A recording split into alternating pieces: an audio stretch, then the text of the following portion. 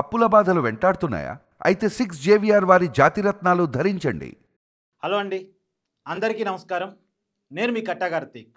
అందరికీ కూడా ఒక రకంగా బ్యాడ్ మార్నింగ్ అని చెప్పాలి. ఉదయాన్నే ఒక పెద్ద దురదృష్టకరమైన సంఘటనని మనందరం కూడా వినాల్సి వచ్చింది.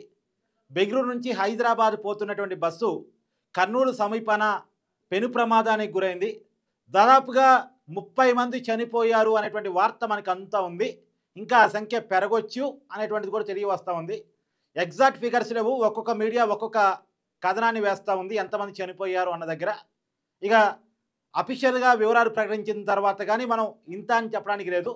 అది 40 మందితో ప్రయాణిస్తున్న బస్సుగా తెలుస్తూ ఉంది. హైదరాబాద్ నుంచి స్టార్ట్ అయింది, బెంగళూరు వెళ్తూ ఉంది.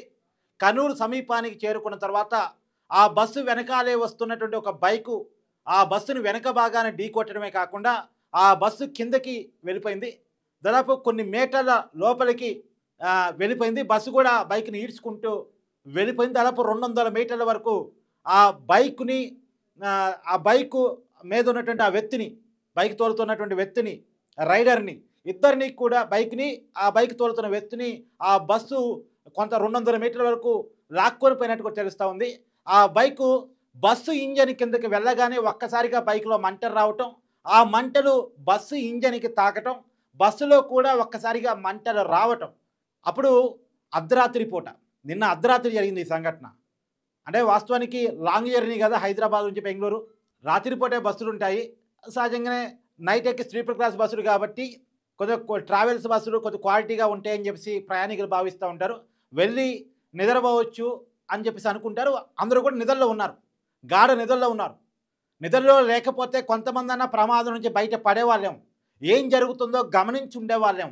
కానీ ఒక్కసారిగా మంటలు వ్యాపించటం, లోపల ఉంటే ప్రయాణికులు అందరూ కూడా గాఢ నిద్రలో ఉండటం, ఏం జరుగుతుందో తెలుసుకునే లోపే మంటలు వ్యాపించి అందరి ప్రాణాలను హరించటం, అంతా ఒక్కసారిగా జరిగిపోయింది.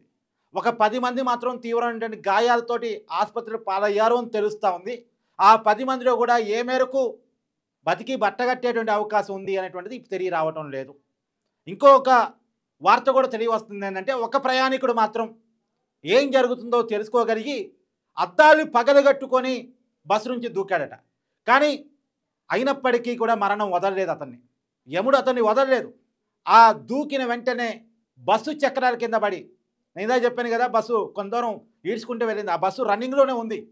ఆ బస్సు చక్రాల కింద పడి నుజ్జై చనిపోయినటువంటి పరిస్థితి. అంటే ప్రాణాలు రక్షించుకోవడం కోసం అద్దాలు పగలగొట్టి కిందకు దూకినా సరే మరణం అతన్ని వదలలేదు అనేటువంటి విషయం కూడా తెలియవస్తూ ఉంది.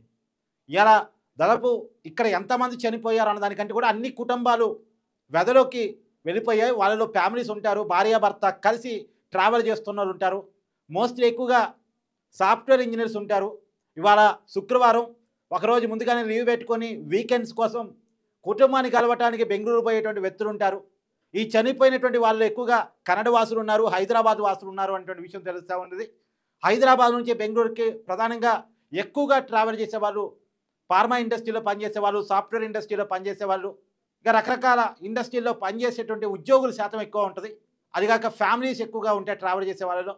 రెగ్యులర్గా నడుస్తూ ఉంటే ట్రావెలింగ్స్ బెంగళూరు నుంచి హైదరాబాద్కి నైట్ పూట ట్రావెల్స్ వాళ్ళు విపరీతమైన బస్సులు పెడతా ఉంటాయి. అయితే ఇక్కడ కావేరీ ట్రావెల్స్ నిర్లక్ష్యాన్ని, ఆ బస్సు యొక్క క్వాలిటీని కూడా ఇప్పుడు మనం మాట్లాడుకోవాల్సి ఉంది.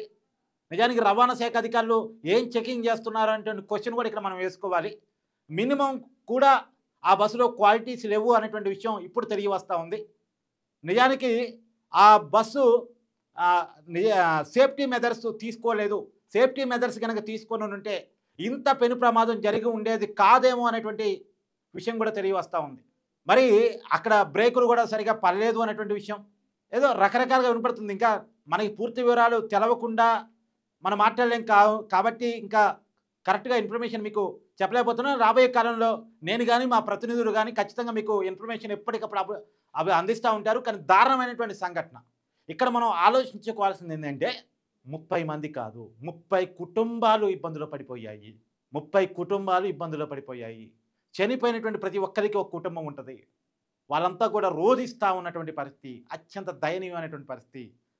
జరిగినటువంటి సంఘటన మీద భారత ప్రధాని నరేంద్ర మోడీ గారు స్పందించారు, సంతాపాన్ని వ్యక్తం చేశారు. భారత ప్రధానితో పాటు భారత రాష్ట్రపతి ద్రౌపది ముర్ము కూడా తన సంతాపాన్ని ప్రకటించారు. ఆమె కేరళ రాష్ట్రంలో ఇప్పుడు ఉన్నారు. కేరళ రాష్ట్రం నుంచి తన సంతాప సందేశాన్ని పంపించారు. ఆంధ్రప్రదేశ్ ముఖ్యమంత్రి చంద్రబాబు నాయుడు గారు తమ సంతాప సందేశాన్ని పంపించారు. కానీ ఎవరు సంతాప సందేశాన్ని పంపించినా సరే మనమంతా కూడా మానవ మాత్రం చనిపోయినటువంటి వాళ్ళని తిరిగి తీసుకురాలేం. జరిగిన సంఘటన మీద రివ్యూ చేసుకొని తర్వాత ఇలాంటి ప్రమాదాలు జరగకుండా ఏం చేయాలనేది ఆలోచించగలం తప్ప జరిగిన ప్రమాదాన్ని ఆపలేము, పోయినటువంటి ప్రాణాలను తిరిగి తీసుకురాలేము, ఆ కుటుంబాల వ్యధని ఏమాత్రం తీర్చలేము. అత్యంత దారుణమైనటువంటి సంఘటన.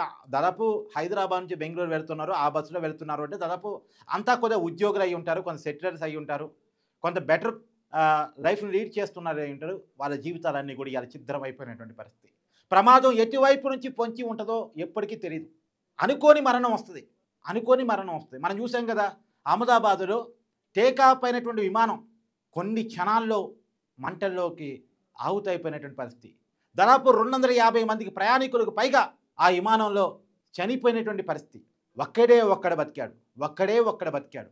ఈ బస్ ప్రమాదంలో ఎంతమంది బతుకుతారు అన్నటువంటి చూడాలి. కానీ ఆ విమాన ప్రమాదంలో అయితే దాదాపు ఒక్కడే బతికాడు. 250 మందికి పైగా చనిపోయారు.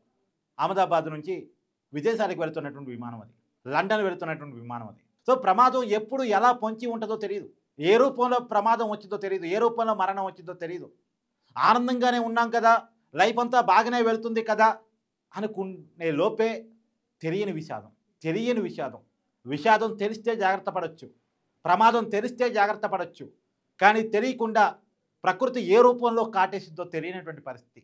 ఇక్కడ 30 కుటుంబాల వేదన్ని ఎవరూ తీర్చలేనటువంటి పరిస్థితి. కానీ మొత్తంగా నిన్న జరిగినటువంటి ప్రమాదం మళ్ళీ చెప్తున్నాను. ఒక బైకు కర్నూలు సమీపంలో ఆ బస్సు వెనకాలే వెళ్తూ ఉంది. ఒక్కసారిగా అది అదుపు తప్పి బస్సుని ఢీకొట్టింది. బస్సు కింది భాగంకి వెళ్ళిపోయింది బైకును కూడా ఈడ్చుకుంటూ, బైక్ని కానీ బైక్ మీద ఉన్నటువంటి రైడర్ని కానీ ఈడ్చుకుంటూ బస్సు ఒక 200 మీటర్లు ఈడ్చుకుంటూ వెళ్ళింది. ఆ టైంలో బస్సు ఇంజన్కి వైపుగా వెళ్ళినటువంటి బైకులు ఒక్కసారిగా మంటలు రావటం, ఆ మంటలు బస్సు ఇంజన్కి కూడా వ్యాపించడం, ఒక్కసారిగా బస్సు మొత్తం కూడా మంటలతో వ్యాపించడం, గాఢ నిద్రలో ఉన్నటువంటి ప్రయాణికులు ఆ మంటల్లో సజీవ దహనం కావటం.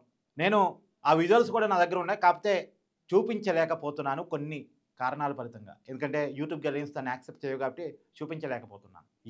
జరిగినటువంటి ప్రమాదం మీద ఈ కావేరీ ట్రావెల్స్ బస్సుల్లో కానీ ఇతర ప్రైవేట్ ట్రావెల్స్ బస్సులో కానీ జర్నీ చేస్తున్న వాళ్ళు ఖచ్చితంగా బస్సు క్వాలిటీని మాత్రం చెక్ చేసుకోవాలండి. నేను మళ్ళీ చెప్తున్నాను, అంతా బాగానే ఉంది కదా అంటే సరిపోదు, ఎప్పుడో ఏదో ఒక తెలియని ప్రమాదం ముంచుకొస్తుంది. మీరు ఒకవేళ ప్రైవేట్ ట్రావెల్ బస్సులో ట్రావెల్ చేస్తూ ఉంటే మీకు ఎదురైనటువంటి చేదు అనుభవాలు, మీకు అనిపించినటువంటి విషయాన్ని ఖచ్చితంగా కామెంట్ రూపంలో తెలియజేయండి. ఇప్పుడు మనందరం కూడా మేల్కోవాల్సినటువంటి సమయం. ఎందుకంటే మంటలు వ్యాపించినా సరే దాన్ని కంట్రోల్ చేసుకోగలిగేటువంటి సిస్టమ్స్ కూడా బస్సుల్లో ఇప్పుడు కొత్తగా వచ్చినాయంట. దాన్ని మరి ఆ బస్సు అడాప్ట్ చేసుకోలేదా, లేదు అంటే ఇంకా రకరకాల సాంకేతిక ఇష్యూలు కూడా బస్సులో ఉన్నాయి అనేటువంటి విషయం బయటకు వస్తూ ఉంది. మినిమం ప్రమాణాలను కూడా బస్సు పాటించలేదు. మరి రాంగ్ జర్నీ అండి, చాలా వందల కిలోమీటర్ల జర్నీ చేసే బస్సు ఎంత క్వాలిటీగా ఉండాలి. కానీ చాలా ప్రైవేటు ట్రావెల్స్ కంపెనీలు క్వాలిటీని మెయింటైన్ చేయట్లేదు. మీకు ఎదురైనటువంటి అనుభవాలను దయచేసి కామెంట్ రూపంలో తెలియజేయండి. ఎందుకంటే అందరూ కూడా నోరు మెదపాల్సిన సమయం, మౌనం కొన్ని విషయాలను దాచిపెట్టేసింది. కానీ మౌనంగా ఉండాల్సిన అవసరం లేదు, దాచిపెట్టాల్సిన అవసరం లేదు. దయచేసి అందరూ స్పందించండి, మీకు ఎదురైనటువంటి అనుభవాలను కూడా షేర్ చేసుకునేటువంటి ప్రయత్నం చేయండి.